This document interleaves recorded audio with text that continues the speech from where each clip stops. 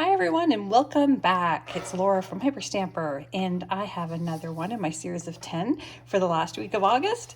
And this one is a beautiful antique book. It doesn't look antique because the image on the front is so beautiful and bright, but this beauty here is from 1919. And the original name of the book is World War for Humanity. And on the front, I just covered that up on the front because I didn't know if you would want the words World War, but I did leave it on the side. And if somebody wants to purchase this and wants me to cover that, I certainly can cover that with some crochet bits. But it's an important book, and so I thought it was nice to leave that in there. So that's the original image there, and I believe that is the old amount of stars, so it's not the newest version, which makes it really very cool. And I just put a vintage button and a tassel that would really match and complement the front there. Let's have a look inside. Here I left the original first pages of the book, as I always try to do if they survive. And again, this one was from 1919, and I made this pocket here on the very first page out of antique papers. I did some hand stamping here just to brighten it up a bit. And this little page here, full page actually, is from the Emerald Isle from the early 1900s. And this is a beautiful poem with a very old photograph from Kearney. Isn't that lovely? And we've got a vintage pattern tissue piece down here. And on the flip side, we have a 1950s bingo card. And you know how much I love these bingo cards.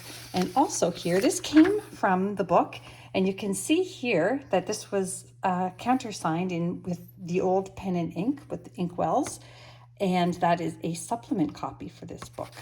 Isn't that fantastic? It is in absolutely perfect condition. So I thought that should live with the book instead of separating it into another journal. Just a little bit of hand stamping here on the tea-dyed pages, and you know everything else is authentic, antique, and vintage ephemera. Well, that's my style. And I've got a vintage playing card from when Prince Edward came to visit Canada, and just some more antique music paper here that I made into pockets, and a 1955 Theater Arts magazine. And in this little teeny tiny pocket here, I put a 1930s Monopoly card from Community Chest, winning a beauty contest. Collect 10 whole dollars. That cracks me up. Even to this day, that card cracks me up because I think it still says $10.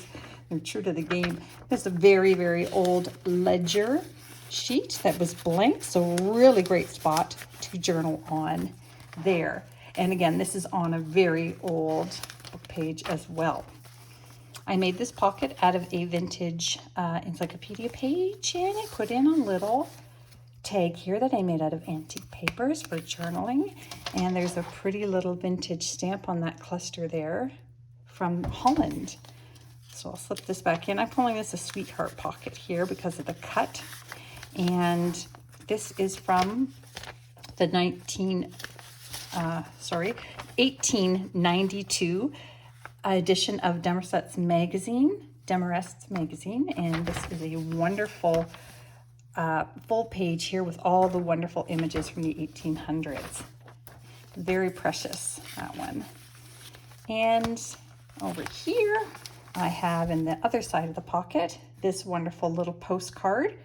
It does say Wonderland on there, so it's a pavilion, but look at the one, they're about to play some orchestra music. Look at the setup there. I love it. It sort of tells a story all on its own, and I can tell from the type that this is early 1920s.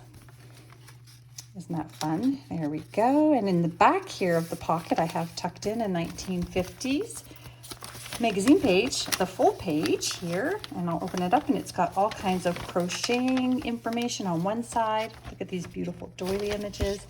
And on the back side, these lovely, some full color ads there for needlepoint and some advertisements for some other craft kits. I just love these 1950s magazine pages.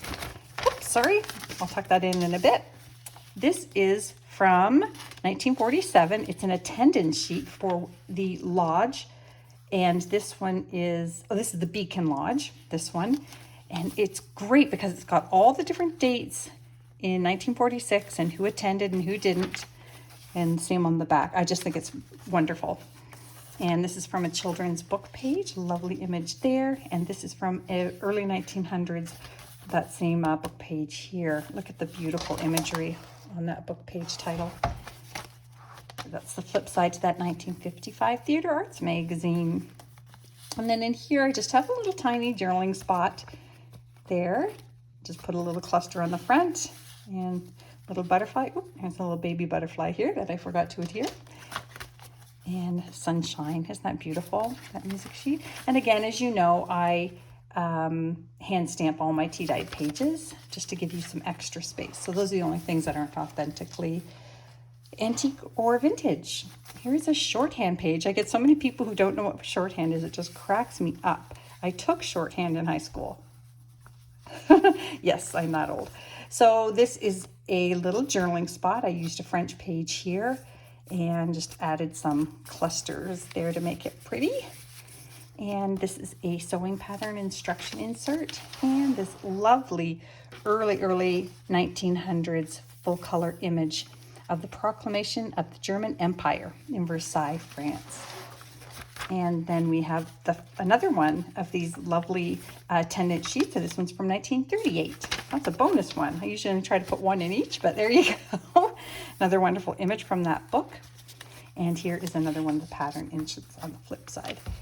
Look at what I found in the book title, A Youthful Artist. I just think that's wonderful for a junk journal. And then Pearl Shop from the 50s, receipt there. And a 1938 French almanac page. This one is January 29th, and on the flip side is January 30th. And if there's a date when you purchase a journal from me, you can just request another date, a special date to you, and I'll try to find some kind of ephemera from that date. I can't guarantee the year, but I can definitely find you the date. Another vintage stamp up here, and oh, little squirrel kind of stamped here. More clusters to make it pretty. Another Pearl Shop receipt.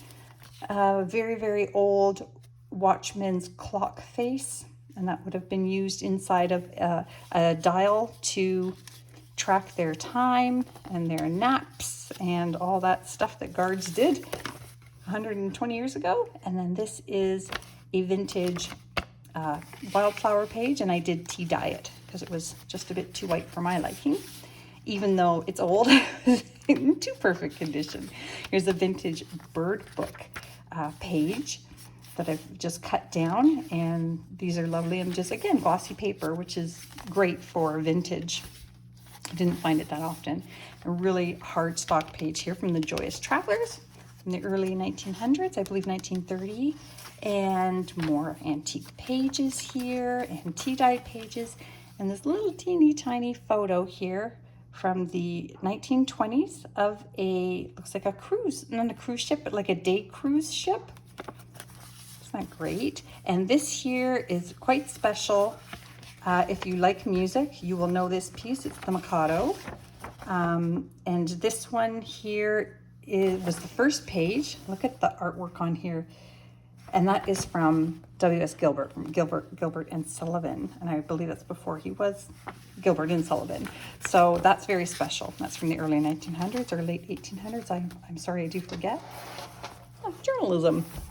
1945 dictionary page, and this is a vintage recipe page, and this is the 1950s map, United States map. Got St. Louis, Missouri over here, Missoula, sorry, I don't know where that is, darn. 1950s plants of America, and more map, and more doilies, and more vintage recipes, another vintage recipe, another vintage book page for journaling on that I folded, a wonderful cluster here from a dictionary of lanterns, and look at this page here. These are all soldiers. Isn't that fantastic? So I love that. That's part of the original book, and as is this, and it's wonderful. So I hope you like it. It's on Etsy now, etsy.com/shop/Hyperstamper. And don't forget to subscribe so you can see these before they are sold. Thanks. Bye for now.